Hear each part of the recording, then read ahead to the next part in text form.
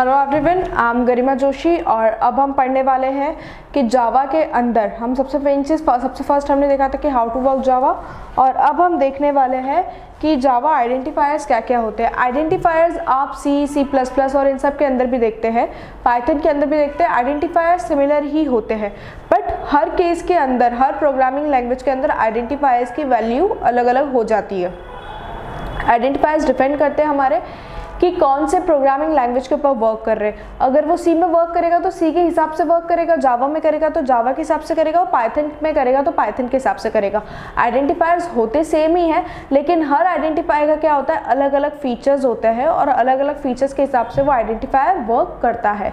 Okay, सो ये तो थी हमारी आइडेंटिफायर्स के एक नॉर्मल बेसिस पे। अब अगर कोई भी क्वेश्चन पूछता है कि मैम आइडेंटिफायर्स होते क्या है, तो आइडेंटिफायर्स वो चीज़ होती है जिसके अंदर आप capital A to Z, small a to Z, 0 to 9 digit, या फिर आप कोई सा भी कैरेक्टर उसके अंदर इंक्लूड करते हैं, तो ये सारी चीज़ें क्या कहलाते हैं, आइडेंटिफायर्स ही होते हैं।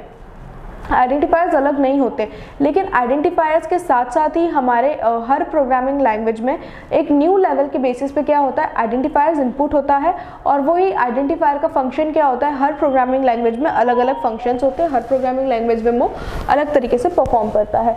ओके, सो हम जावा के आइडेंटिफायर्स देख रहे हैं कि जावा के अंदर आइडेंटिफायर किस तरीके से वर्क करते हैं, जावा के अंदर आइडेंटिफायर्स का क्या मेन रोल होता है। Okay, After the first character, identifiers can have combination of characters.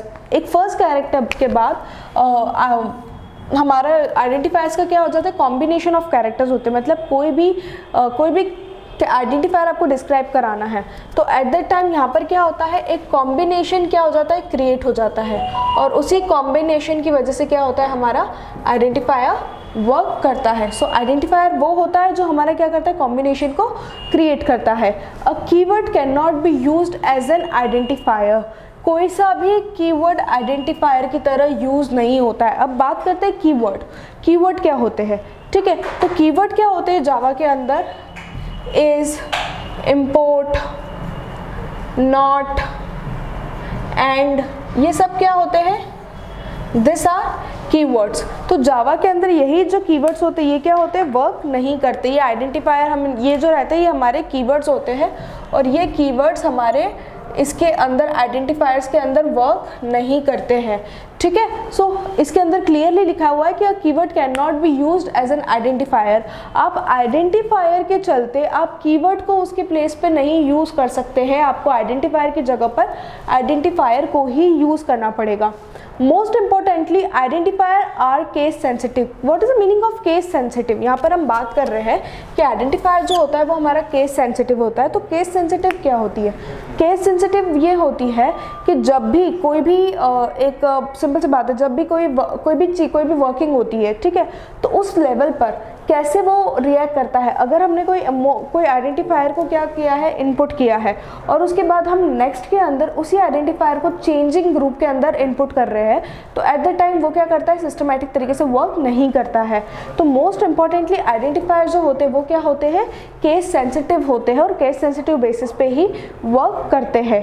Examples of legal identifiers. अब हम यहाँ पे बात कर रहे हैं कि हमारे लीगल आइडेंटिफायर्स क्या हो सकते हैं। एज हो सकती है, सैलरी हो सकती है।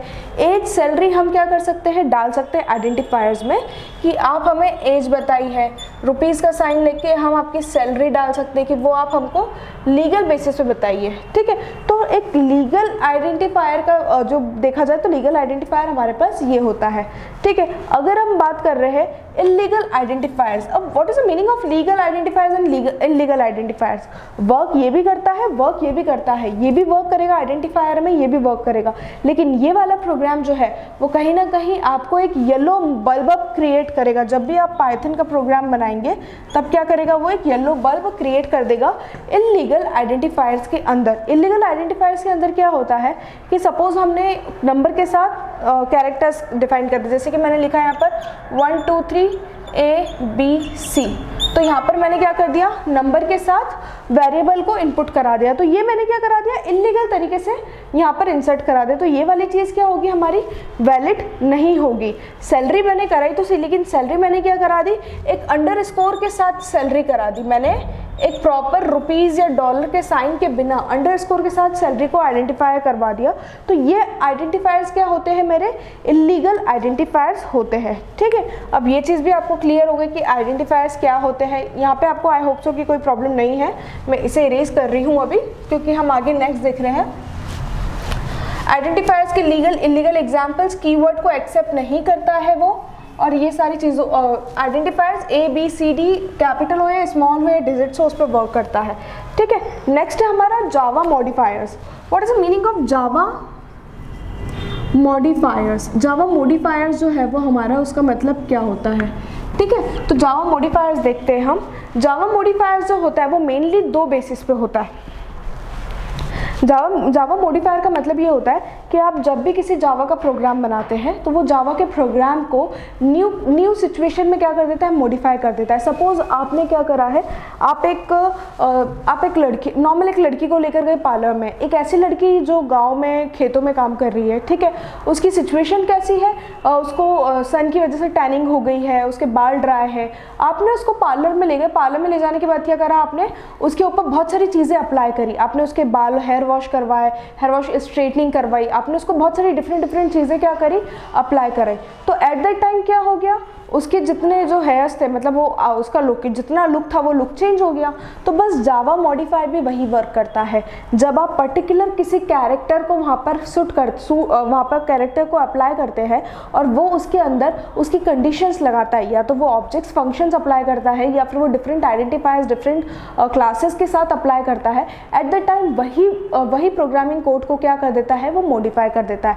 मॉडिफाई किन किन चीज़ों से होता है वो हम देखते हैं। ठीक है, तो अब यहाँ पर हम बात कर रहे हैं जावा मॉडिफायर्स की। ठीक, तो आपको मॉडिफायर एग्जैक्टली होता क्या है वो मतलब तो समझ में आ गया होगा कि जावा कैसे मॉडिफाई करता है।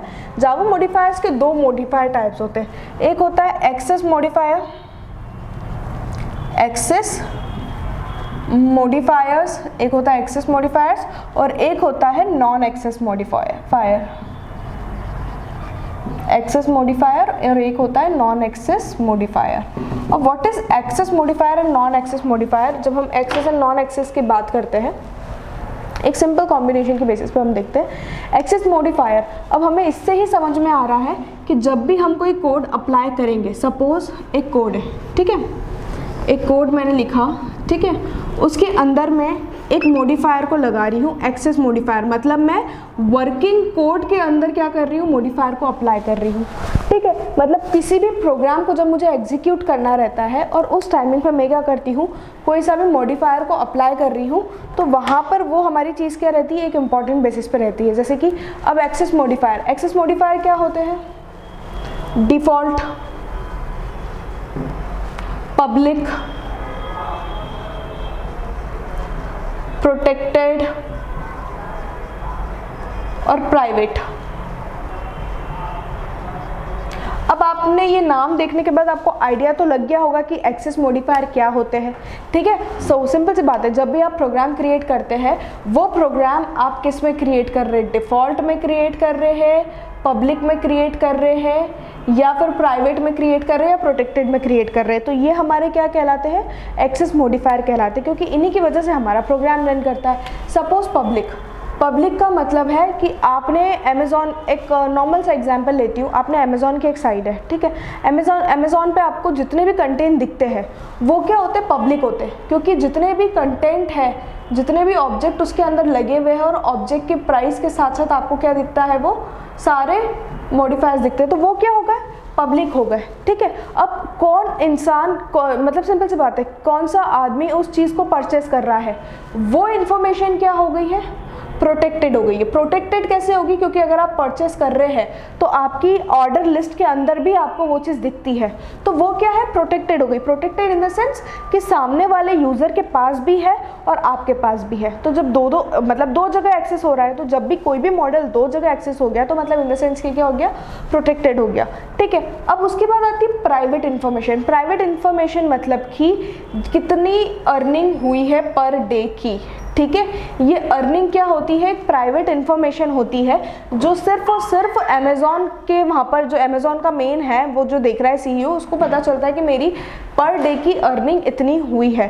ठीक है, तो ये सारे क्या होते हैं, एक्सेस मॉडिफायर्स होते हैं जो किसी भी एक प्रोग्राम को क्रिएट, मतलब एक सिंपल सी बात है, किसी भी डेवलपमेंट के क्रिएशन के अंदर ये सारी चीज़ लगती है। ठीक है, अब सपोज अमेज़ॉन का ही एग्जाम्पल ले रहे हैं हम, अब अमेज़ॉन की बात करते हैं। ठीक है, अमेज़ॉन जब बनाया होगा तब क्या ये सारी चीज़ें नहीं लगी होगी, ऑब्वियस सी बात है लगी होगी, क्योंकि वो पब्लिक में मॉडल को शो भी कराता है। ठीक है, उसके बाद उसके प्राइस भी शो कराता है, तो वो वाली सारी जितनी भी क्लासेस बनाई होगी उसने वो किस में बना दी होगी, पब्लिक में बना दी होगी। उसके बाद अगर हम देखें दूसरी चीज़ों में, तो प्रोटेक्टेड मतलब कि कुछ इन्फॉर्मेशन उसके पास है, कुछ इन्फॉर्मेशन दूसरों के पास है, तो वो क्या हो गई, प्रोटेक्टेड में काउंट हो जाएगी।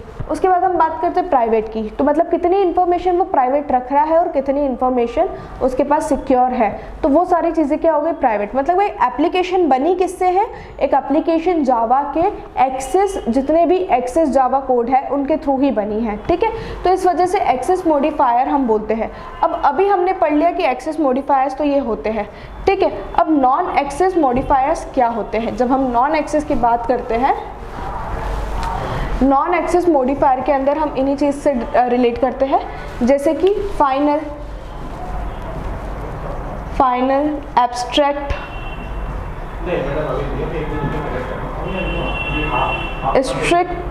Strict P.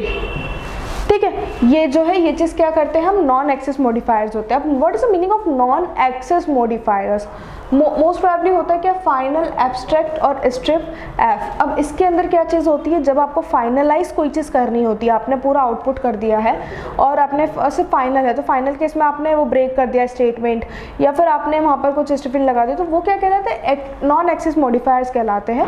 वो प्रॉपर एक्सेस नहीं करते हैं। ठीक है, वो एक्सेस नहीं करते हैं, वो सिर्फ एक सपोर्टिंग सिस्टम की तरह क्या होते हैं, अप्लाई हो जाते हैं। तो ये जो चीज़ थी ये हो गई हमारी नॉन एक्सेस मॉडिफायर। तो आई होप सो कि आपको जावा मॉडिफायर क्लियर हो चुका है। ठीक है, जावा मॉडिफायर्स के बाद एक होता है हमारा जावा वेरिएबल। जब हमारा ये जावा मॉडिफायर्स कंप्लीट हो गया, इसके बाद हमारा होता है जावा वेरिएबल। ठीक है, जावा वेरिएबल। ठीक है, जावा वेरिएबल के अंदर सिंपल सी बात है, हमारे पास क्या होता है, एक होता है लोकल, इसके 3 टाइप होते हैं, एक होता है लोकल, एक होता है स्टैटिक और एक होता है नॉन स्टैटिक।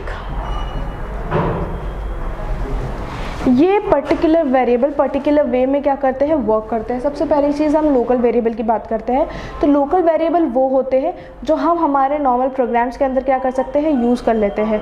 ठीक है, स्टैटिक वो होते हैं कि अगर हमने यूज़ कर दी, लोकल वेरिएबल को क्या किया जाता है, चेंज किया जा सकता है according to our condition, according to condition.